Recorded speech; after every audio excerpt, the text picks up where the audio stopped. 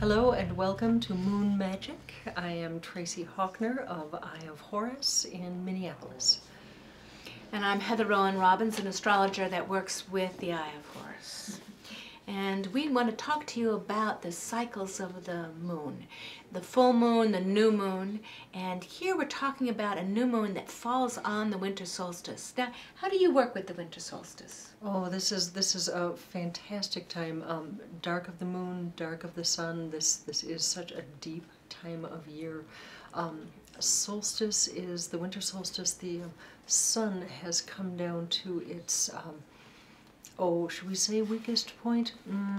It's kind of come down to longest night, shortest day sort of thing. It's time for deep, deep introspection. It's a good time to connect with ancestral traditions, for instance. There are so many traditions at this time of year. As we begin to celebrate the days growing longer, that's one thing. But right now, that happens 3 days after the winter solstice. Many traditions begin to discover that's the first time we notice that the days are growing longer. But this is the longest night, and it's a new moon, so it's the darkest night of the year. So right at 7:36 p.m., we have a new moon in Capricorn on the 21st of December. At 5:03 that morning, the sun and moon are both in high energy Sagittarius, and so it's the last of the big social parties. Both the sun and the moon, one at 5:30, one at 7, goes into Capricorn, and the energy suddenly goes deep, deep within, deep into the traditions, deep to knowing who you really are, deep to knowing what the roots, where you came from, and to decide, do you want to keep those, working with those traditions, or do you want to create change in those traditions? What of your past? What of your family dynamics? Because boy, does the family dynamics come out in when the sun is in Capricorn. For good or ill. Exactly. You know, we can reach into like, oh, my family. But when we take those and say, this grounds me, this I need to let go of, this I need to purify and take in a new form. I need to compost that tradition, and I want to do this one my own way. It's a lovely time for that kind of work. So at this time of year, I'm a candle addict. I love candles. There should always be candles. The classic colors, green, red, white, are fantastic for working the energy at this time of year.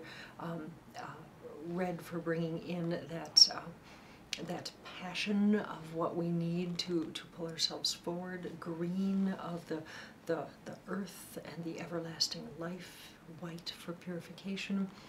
Fantastic stuff. These are the sorts of candles that we should be lighting to bring some light into such a dark time of year.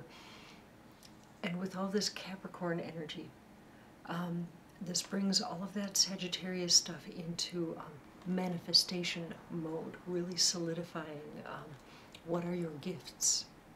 You are the result of so many generations of ancestors. You are a very important person. Mm-hmm. What are your gifts? How do you plan to manifest that in the coming year? Absolutely, and I think that's why we have the tradition of New Year's resolutions as a Capricorn phenomenon. But I would ask you not to make it a resolution, so I shall do this differently, but more, what is your intention?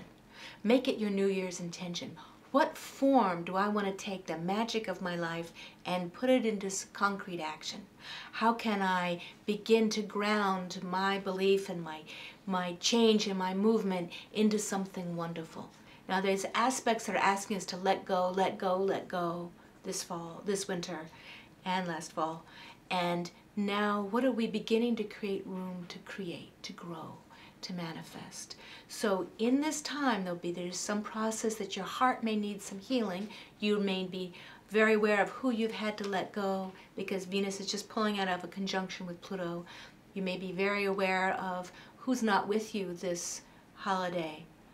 And to sit with it, to let that flow through you, to sit with it, and then to feel the room that's being created for the new life forms in the year ahead. Because there is so much coming down the pike this year.